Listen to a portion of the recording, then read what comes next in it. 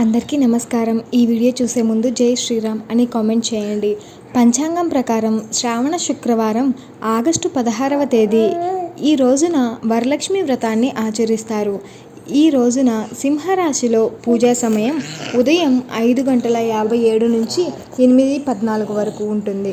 వృశ్చిక రాశిలో పూజా సమయం మధ్యాహ్నం 12:50 నుంచి 3:08 వరకు ఉంటుంది. కుంభరాశిలో పూజా సమయం సాయంత్రం 6:55 నుంచి రాత్రి 8:22 వరకు ఉంటుంది. వృషభ రాశిలో రాత్రి 11:22 నుంచి ఉదయం 1:18 వరకు పూజా సమయం ఉంటుంది. హిందూ మతంలో వరలక్ష్మి వ్రతానికి చాలా ప్రాముఖ్యత ఉంది. ప్రతి సంవత్సరం శ్రావణ మాసంలో వరలక్ష్మి వ్రతం ఆచరించి లక్ష్మీదేవిని పూర్తి ఆచార వ్యవహారాలతో పూజిస్తారు. వరలక్ష్మి వ్రతం శ్రావణ మాసంలో పౌర్ణమి ముందు రోజు వచ్చే శుక్రవారంన ఆచరిస్తారు. ఈ రోజున లక్ష్మీదేవికి ప్రత్యేక పూజలు చేస్తారు. అలాగే ఆనందం, శాంతి ఉండాలంటూ ఉపవాసం పాటిస్తారు.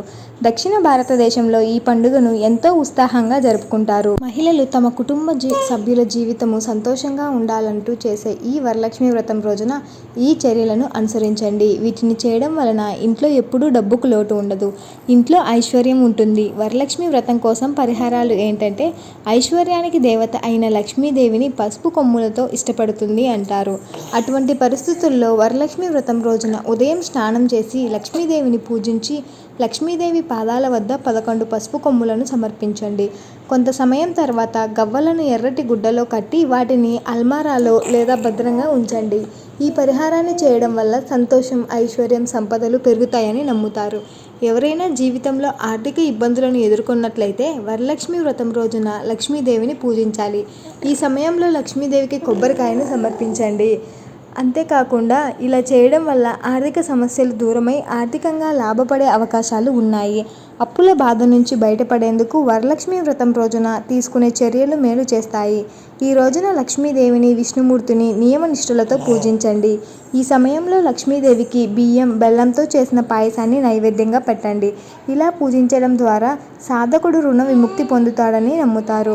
వ్రతం ప్రాముఖ్యత. వరలక్ష్మి వ్రతాన్ని ఆచరించి లక్ష్మీదేవిని పూజించడం ద్వారా సంతానం, ఐశ్వర్యం, కోరిన కోరికలు నెరవేరుతాయని విశ్వాసం.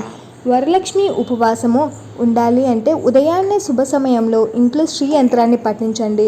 సాయంత్రం నెయ్యి దీపం వెలిగించి ఓం శ్రీం హ్రీం శ్రీం నమః అనే మహాలక్ష్మి మంత్రాన్ని జపించండి. ఈ ఉపవాసం రోజున మహిళలు పసుపు, కుంకుమాన్ని ఉపయోగించి ముగ్గులు, స్వస్తిక్ గుర్తును వేస్తారు. దీనితో పాటు వరలక్ష్మి వ్రతం రోజున 7 ఆడపిల్లలను ఇంటికి పిలిచి బియ్యం పాయసాన్ని పెట్టే సంప్రదాయం కూడా ఉంది. దీంతో ఆ ఇంట్లో ప్రజల కోరికలన్నీ నెరవేరుతాయి.